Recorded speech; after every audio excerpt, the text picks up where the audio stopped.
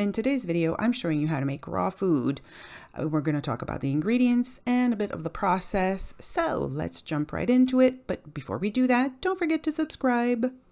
I've already prepared everything and I've started to grind food. I figured I'd film this video a little bit late in my process. The most important thing that you need to figure out is what proteins does your dog like? I tend to mix a lot of proteins together. In this recipe, you have chicken, pork, salmon, sometimes add a little like sardines and smaller fish. And then you prepare the ingredients that you prefer in terms of vegetables. So I use zucchinis a lot because that's what my dogs tend to like. And sometimes broccolis, rarely carrots, but I can throw that in there sometimes. You can also use seasonal vegetables. Sweet potato is another favorite, so every now and then I put that in my raw food as well. I don't put fruit in my mixture because fruit is high in sugar and has a tendency to cause flatulence, aka stinky farts, in dogs, so I just omit to put them in there. If your dog needs supplements, obviously you can add it in the mixture or integrate it at the end when I mix everything together. My grinder is not the strongest one of all. It normally does chicken bones relatively easily.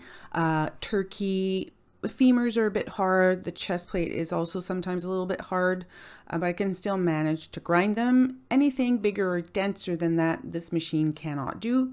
You will need a more powerful one. You can buy grinders pretty much anywhere secondhand.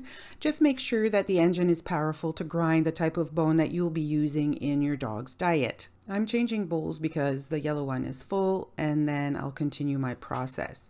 Once I'm done, then I'll mix everything together in an even bigger bowl, which you will not see, but that's normally what I do.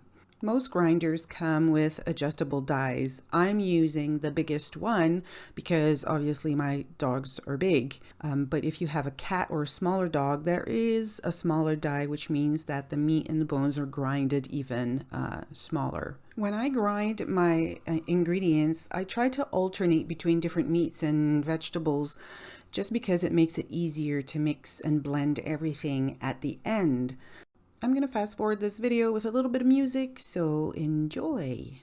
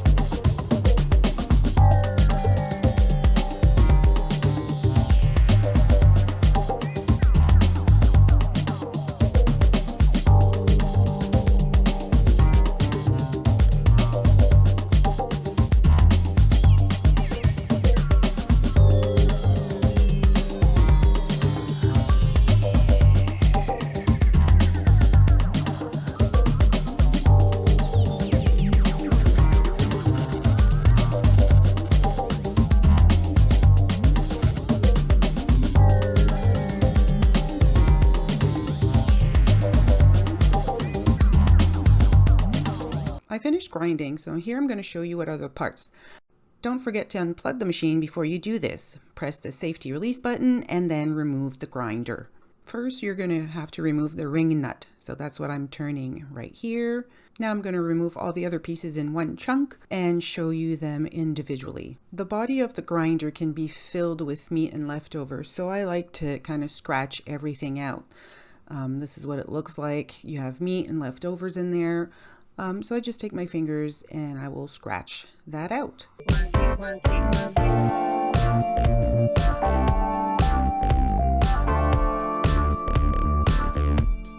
My second step is to clean the ring nut.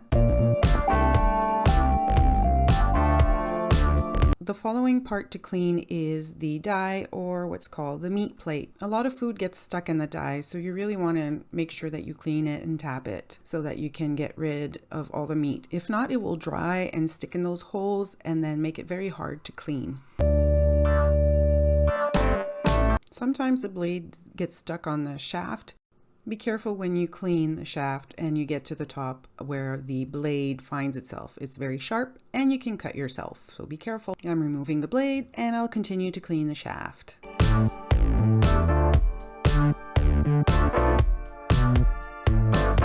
The final item to clean is the blade. These are very sharp, so be careful and make sure that you don't cut yourself in the process. Now it's time to mix. So I'm going to mix these two bowls individually, then put it together in a bigger container, mix all of this together, then resplit it into these bowls so that you can see what I'm doing.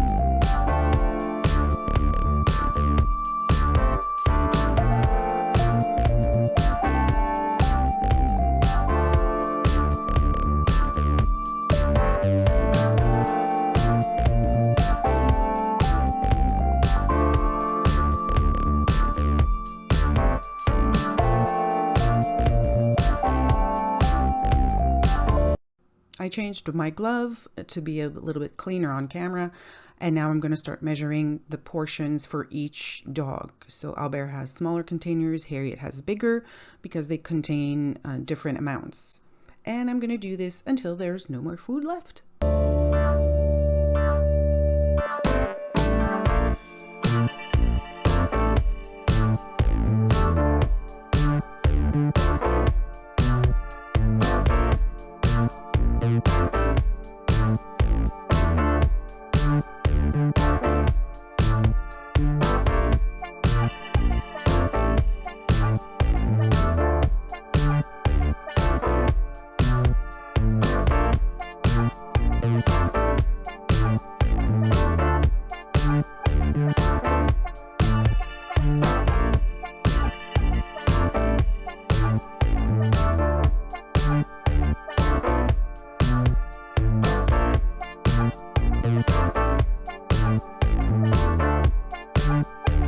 Once I'm finished preparing the containers, I will freeze everything, and then I have enough food for a couple weeks.